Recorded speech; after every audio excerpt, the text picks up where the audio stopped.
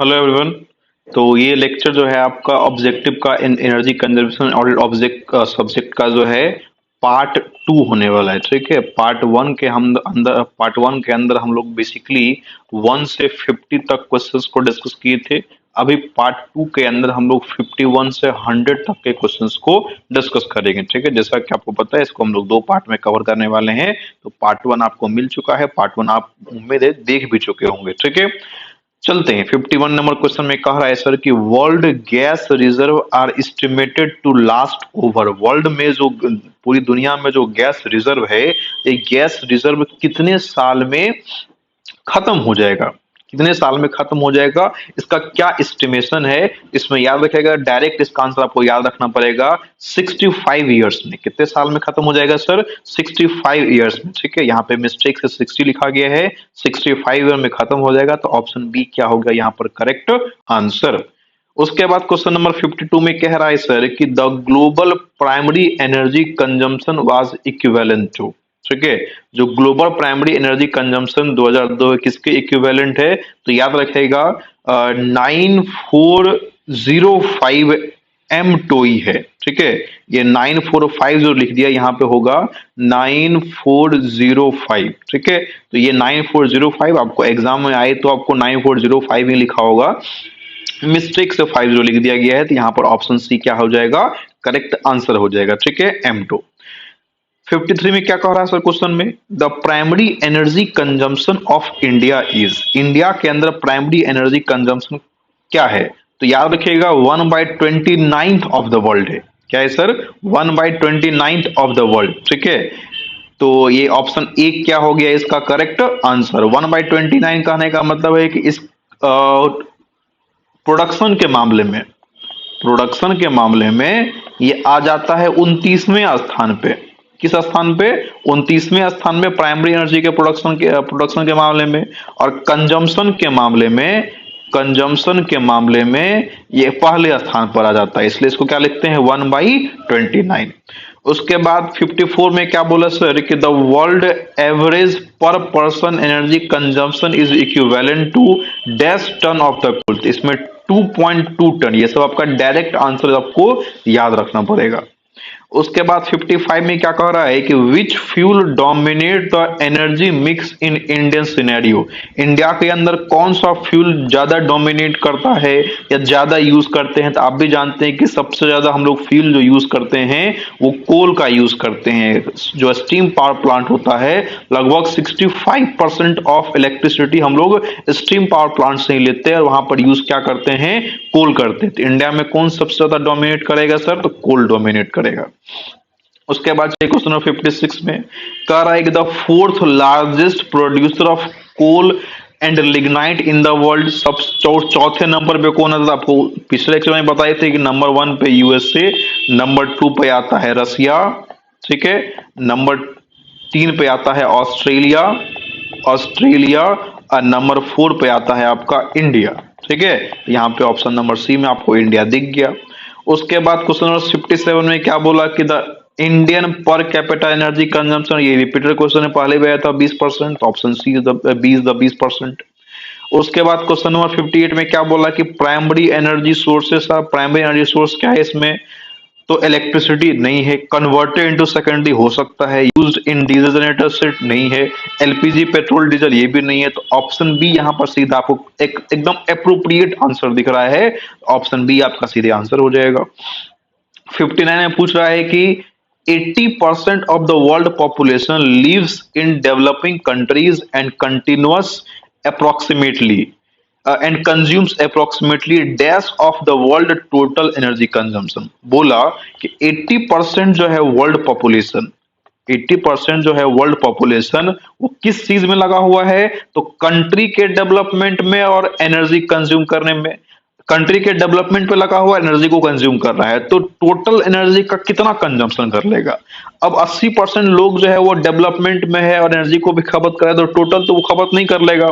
ठीक है, कंट्री के डेवलपमेंट में डेवलपमेंट का काम कर रहा है प्रोड्यूस करने का भी काम कर रहा है, लेकिन सारा का सारा वो कंजम्पशन नहीं करेगा और सारे लोगों को भी कंजम्पशन करने देगा। तो याद रखेगा ओनली 40% वो टोटल एनर्जी का कंजम्पशन कर पाता है। ठीक है, तो इसमें ऑप्शन सी क्या हो जाएगा, करेक्ट आंसर हो जाएगा। उसके बाद क्वेश्चन नंबर 60 में क्या बोला सर कि identify the wrong statement for measure to reduce energy cost in furnace by substitution of fuel. कह रहा है कि इनमें से कौन सा रॉन्ग स्टेटमेंट है for measure to reduce energy cost को रिड्यूस करने के लिए, किसके अंदर, फर्नेस के अंदर, बाय सब्स्टिट्यूशन मतलब दूसरा फ्यूल सब्स्टिट्यूट करने के बाद इनमें से कौन सा मेथड है, कौन सा ऐसा रॉन्ग स्टेटमेंट है एनर्जी को रिड्यूस करने के लिए, एनर्जी कॉस्ट को रिड्यूस करने के लिए। देखिए, फ्यूल स्विचिंग में improve energy efficiency, fuel switch करने से एनर्जी एफिशिएंसी बढ़ सकता है, फ्यूल स्विच करने से आपका एनर्जी एफिशिएंसी घट सकता है, फ्यूल स्विच करने से आपका एनर्जी कॉस्ट घट सकता है, और फ्यूल स्विच करने से ऑलवेज रिड्यूसेस एनर्जी कंजम्पशन। देखिए, इसमें बोला सकता है, सकता है, सकता है, और इसमें बोला कि ऑलवेज करेगा। ठीक है, क्या बोला, करेगा, तो इसमें सस्पिशन था इसको, तो मैं लगा दिया, इसमें ऑलवेज लिख दिया। तो यहां पर ये ऊपर वाला भी तीनों हो सकता है, लेकिन ये आपको जो डी है ना, ये आपको एग्जैक्ट करेक्ट आंसर दिख रहा है, तो ऑप्शन डी क्या हो जाएगा, करेक्ट आंसर हो जाएगा। 61 में क्या कह रहा है सर कि the energy conservation act 2001 does not require designated consumer to appoint designate certified energy manager, conduct an energy audit through an accredited energy auditor, comply with energy consumption norms and standard, invest in all energy conservation measures। Option D होगा यहाँ पर क्या, correct answer. ठीक है, उसके बाद question number 62 में क्या कह रहा है सर, तो 62 में कह रहा है कि the judicious and effective use of energy to maximise profit and enhance competitive position, this can be definition of. क्या बोला कि the judicious and effective use of energy to maximise profit and enhance competitive position, competitive position को enhance करने के लिए, profit को maximise करने के लिए एनर्जी का इफेक्टिव यूज करना, जुडिशियस यूज करना क्या कहलाता है, तो एनर्जी यहाँ पे आपको एनर्जी मैनेजमेंट होगा शायद 62 में आपको आई थिंक एनर्जी मैनेजमेंट होगा। तो इसमें याद रखिएगा कि 62 के अंदर आपको एनर्जी मैनेजमेंट होगा, एनर्जी मैनेजमेंट कहलाता है ना कि एनर्जी ऑडिट कहलाता है। तो यहाँ पर जो सी दिया हुआ गलत है, इसका आंसर क्या होगा, बी होगा। ठीक है, चलिए आगे बढ़ते हैं हम लोग, अगले क्वेश्चंस पे चलते हैं। अगला क्वेश्चन क्या है सर, 63 में कह रहा है कि the energy management function is generally vested in, energy management function के अंदर क्या होता है, senior management. Energy management function में सीनियर मैनेजमेंट नहीं आता है। एक मैनेजर, वन मैनेजर या कोऑर्डिनेटर हाँ आता है। डिस्ट्रीब्यूटर होता है मिडिल मैनेजर के बीच, तो नहीं होता है। बी एंड सी भी नहीं होगा, तो ऑप्शन बी क्या हो जाएगा, करेक्ट आंसर हो जाएगा। 64 में क्या बोला कि the objective of energy management, energy management के ऑब्जेक्टिव के अंदर कॉस्ट को कम करना, वेस्टेज कम करना, एनवायरमेंटल के डिग्रेडेशन को कम करना, तो तीनों हो जाएगा, तो ऑल ऑफ द अबव। उसके बाद क्वेश्चन नंबर 65 में क्या बोला सर कि the ratio of, question number पहला रिपीट क्या है, production factor, B is the production factor.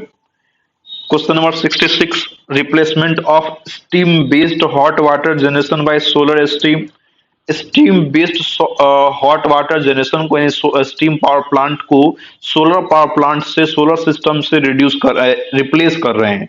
इस किसका एग्जाम्पल हो सकता है, तो matching energy uses to the requirement. तो आप जितना एनर्जी आप स्टीम से प्रोड्यूस कर रहे थे उतना आप सोलर से प्रोड्यूस नहीं कर पाएंगे, तो क्या मैच करेगा, तो नहीं करेगा, तो ये गलत है। मैक्सिमाइज सिस्टम एफिशिएंसी, तो सिस्टम एफिशिएंसी भी मैक्सिमाइज आप नहीं कर पाएंगे। फिर performance in energy substitution, energy का सब्स्टिट्यूट आपको मिल सकता है।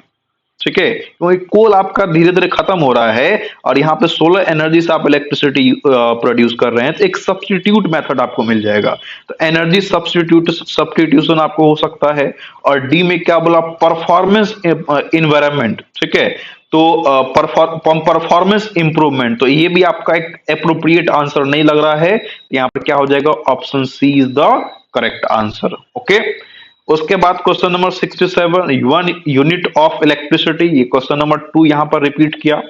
उसके बाद question number 68, the benchmarking parameter for air conditioning equipment, air conditioning equipment में बेंच मार्किंग पैरामीटर क्या होता है, तो किलोवाट पर टन होता है, पर केजी पर मीटर स्क्वायर नहीं होता है।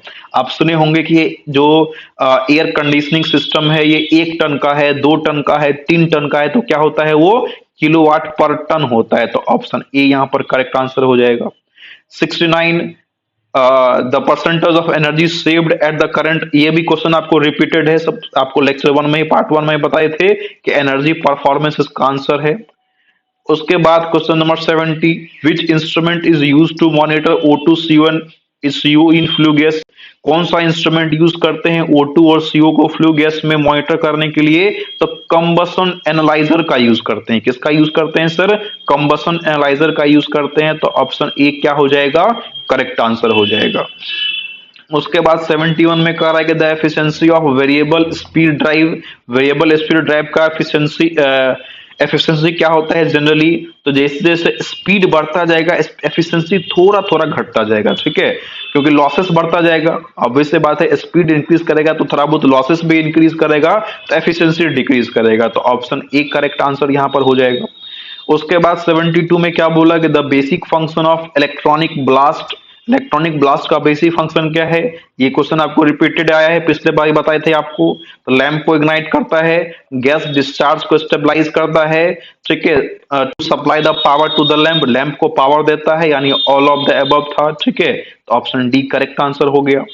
उसके बाद 73 में आइए, 73 में कह रहा है कि the rotational speed of N AC induction motor depends on the, AC induction motor का रोटेशनल स्पीड किस पे डिपेंड करता है, तो आप क्या जानते हैं, जो स्पीड होता है NS 120 F/P, ठीक है, और NR जब आप निकालते हैं तो क्या होता है, के लिए आप स्लीप निकालते हैं, स्लीप इज इक्वल टू क्या होता है, NS माइनस NR/NS, और इसको सॉल्व करते हैं तो उसमें क्या होता है, S इंटू NS इन बराबर NS माइनस NR, और यहां से NR निकालते हैं तो NR बराबर निकलता है NS minus S into NS, solve करते हैं तो NS कॉमन हो जाता है और 1 माइनस S, यानी जो रोटर स्पीड है वो सिंक्रोनस स्पीड पे डिपेंड कर रहा है, और सिंक्रोनस स्पीड का फॉर्मूला होता है 120 F/P, यानी फ्रीक्वेंसी और पोल दोनों पे डिपेंड, जब NS कर रहा है तो NR भी करेगा, तो नंबर ऑफ पोल और फ्रीक्वेंसी दोनों पे डिपेंड कर दिया, तो दोनों हो जाएगा,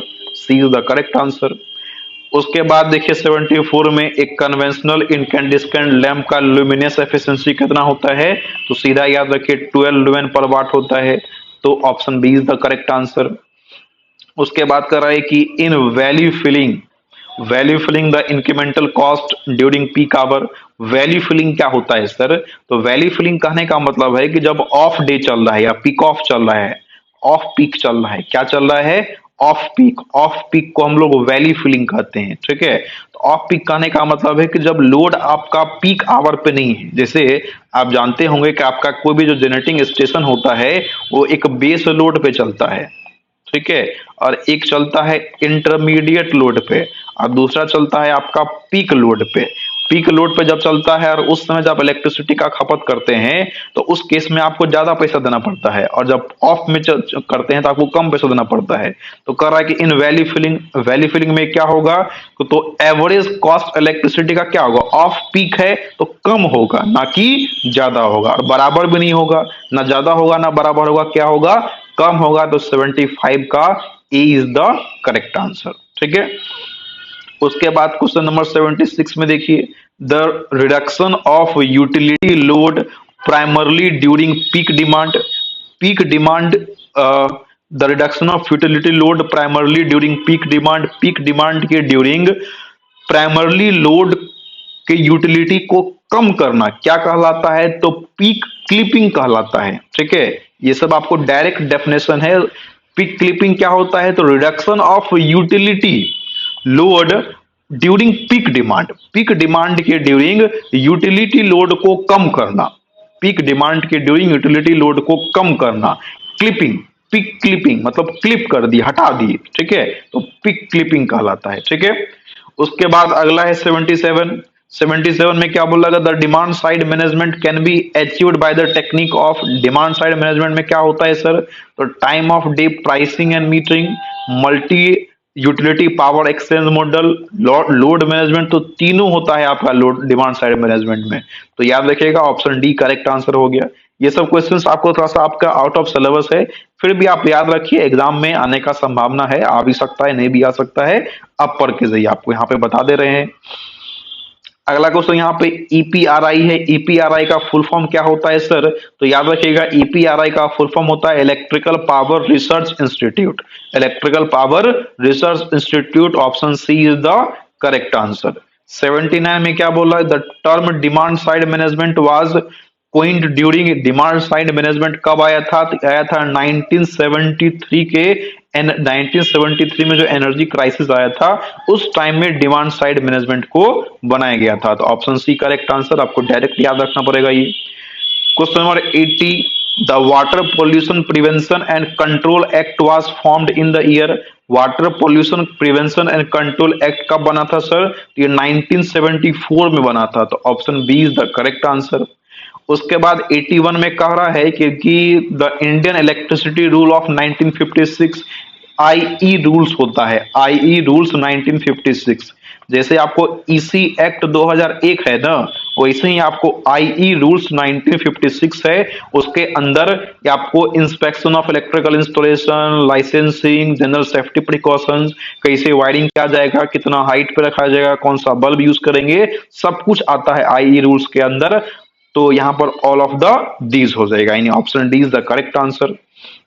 उसके बाद अगला क्वेश्चन है कि energy conservation act was formed in. Energy conservation act कब आया था? ईसी एक्ट कब आया था? तो 2001 में आया था। फिर अगला क्वेश्चन है कि the rules of particular electricity supply system provision for metering, earthing and for other installation matters are accordance with the electricity supply act of 1948। ये सबको डायरेक्ट आंसर याद रखना पड़ेगा। ठीक है, उसके बाद क्वेश्चन नंबर 84 है। 84 में कह रहा है कि which among the following is not the pronged approach to energy management. ठीक है, यहाँ पे ये भी क्वेश्चन आपको रिपीटेड है कि एनर्जी मैनेजमेंट के अंदर क्या क्या नहीं आता है।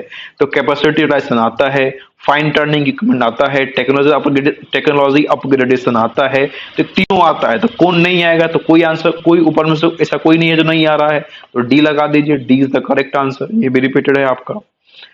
एलएनजी का फुल फॉर्म क्या होता है? तो आप एलपीजी का फुल फॉर्म पर हैं, क्या पर हैं? Liquefied petroleum gas.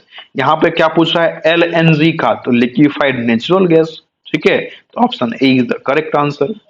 Question number 86 में क्या बोला कि which is the major energy source to meet energy demand. ठीक है, Indian energy demand, Indian energy demand का मेजर एनर्जी सोर्स क्या है सर? तो कोल है। 86 का ए हो जाएगा। कितना इजी सवाल है। Which country has the biggest coal reserve? सबसे ज्यादा कोल रिजर्व किसके पास है? ये भी रिपीटेड है आपका, यूएसए के पास था। तो option B is the correct answer. उसके बाद चलिए 88 में which country has highest energy uses per capita? सबसे ज्यादा पर कैपिटा एनर्जी यूज किसका है? तो याद रखिएगा आइसलैंड का है। ठीक है, तो option A is the correct answer. उसके बाद 89 में क्या बोला सर कि in the given option is non commercial, इनमें से कौन नॉन कमर्शियल है? तो नॉन कमर्शियल में आपको बताए थे जिसको आप खरीद या बेच नहीं सकते हैं, जिसको खरीदा या बेचा नहीं जाता है, इसको खरीदने के लिए पैसा नहीं देना पड़ता है, उसको हम लोग नॉन कमर्शियल कहते हैं। तो कोल जब खरीदते हैं तो पैसा लगता है, तो ये नॉन कमर्शियल नहीं होगा। लिग्नाइट भी कोल का ही टाइप है, इसको भी खरीदा जाता है।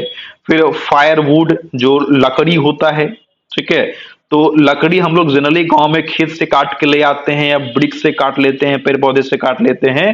तो ये आपका बेसिकली एक नॉन कमर्शियल में चले आता है। तो ऑप्शन सी करेक्ट आंसर हो जाएगा।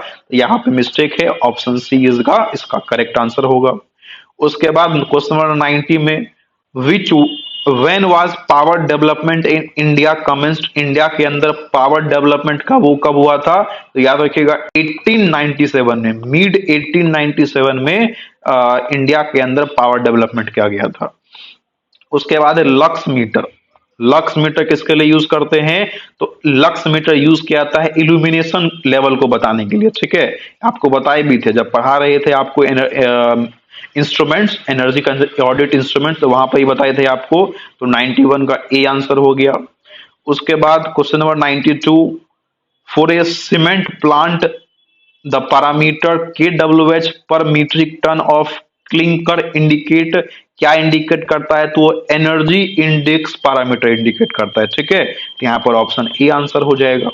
उसके बाद 93 में क्या कह रहा है सर? तो 93 में आपको कह रहा है कि energy manager should be well versed with, energy manager को के पास क्या होना चाहिए? तो मैन्युफैक्चरिंग एंड प्रोसेसिंग स्किल, जो एनर्जी मैनेजर है वो मैन्युफैक्चरिंग जान के क्या करेगा? मैनेजियल एंड टेक्निकल स्किल्स, उसके पास ये मैनेजियल और टेक्निकल स्किल्स होना चाहिए, ठीक है। यहाँ पर ऑप्शन बी करेक्ट आंसर हो जाएगा। यहाँ पर टेक्निकल है, मार्केटिंग, एनर्जी मैनेजर को मार्केटिंग से जरूरत नहीं है तो ये नहीं होगा। फिर कॉमर्स से भी जरूरत नहीं है तो ये भी नहीं होगा। मैन्युफैक्चरिंग से जरूरत है तो ये भी नहीं होगा, ठीक है। तो ऑप्शन बी आपका आंसर हो जाएगा यहाँ पर।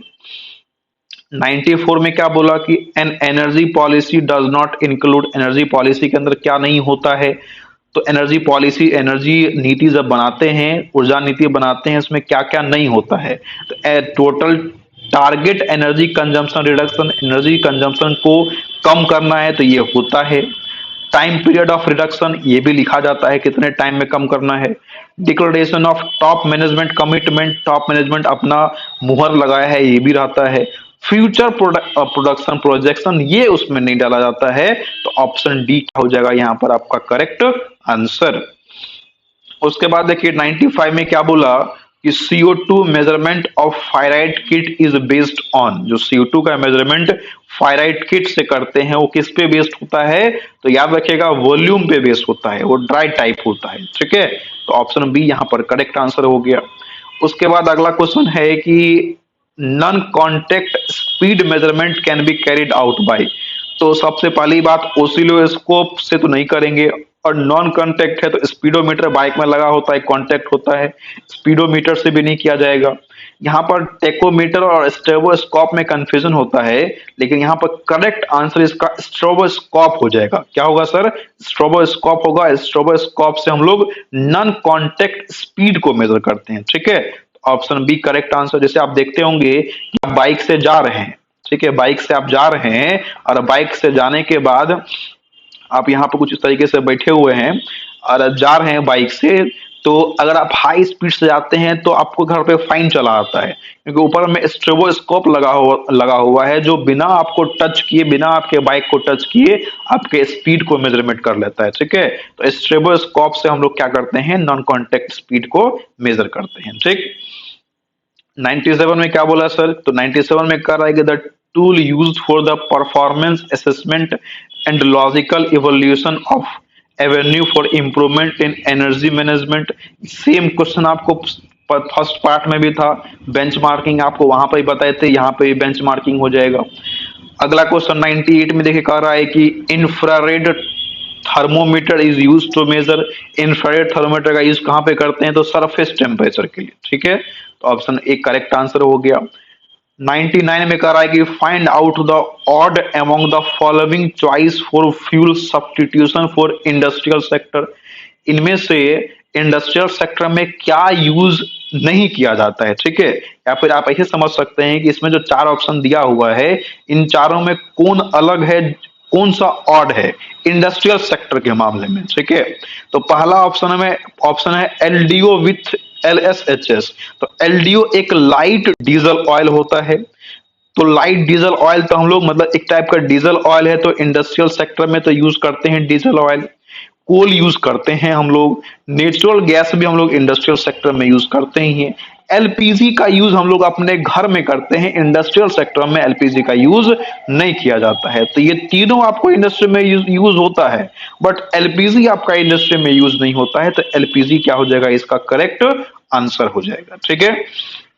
उसके बाद question number 100, the various types of instruments which required during audit. Audit के टाइम में कौन सा equipment, various type of equipment हम लोग को चाहिए। Easy to carry, easy to operate, inexpensive, carry करना आसान हो, ऑपरेट करना आसान हो, सस्ता हो, तो ऑल ए टू सी हो जाएगा। तो ऑप्शन डी क्या हो गया आपका करेक्ट आंसर हो गया। ठीक है, तो ये आपका 100 ऑब्जेक्टिव क्वेश्चंस हुआ। उम्मीद है आपको 100 का 100 ऑब्जेक्टिव क्वेश्चंस कंप्लीटली समझ में आया होगा। अब इस 100 ऑब्जेक्टिव क्वेश्चंस में अगर मैंने आपको सब कुछ वेरीफाई करके दे दिया है, एक भी क्वेश्चंस आपका रॉन्ग नहीं है, फिर भी आपको अगर किसी क्वेश्चंस में थोड़ा बहुत का अगर आपको डाउट लगता है तो आप हमको पर्सनली कॉल या मैसेज करके मेरे से अपने डाउट्स को क्लियर कर सकते हैं। बट कोई मैंने सारे सारे क्वेश्चंस को वेरीफाई करके आपको आंसर दिया है, जहां पे मिस्टेक था उस मिस्टेक को भी मैंने सही कर दिया है। ठीक है, तो ये आपका 100 ऑब्जेक्टिव कंप्लीट हो गया। आपको सब्जेक्टिव का डाउट क्लास, लाइव क्लास आपको दे चुके हैं, तो आपको एनर्जी कंजर्वेशन में सब कुछ मिल चुका है। अब आपकी बारी है, आप पढ़िए सबको अच्छे से, एग्जाम अच्छे देके आइए और सब बना के आइए। Okay, thank you and best of luck.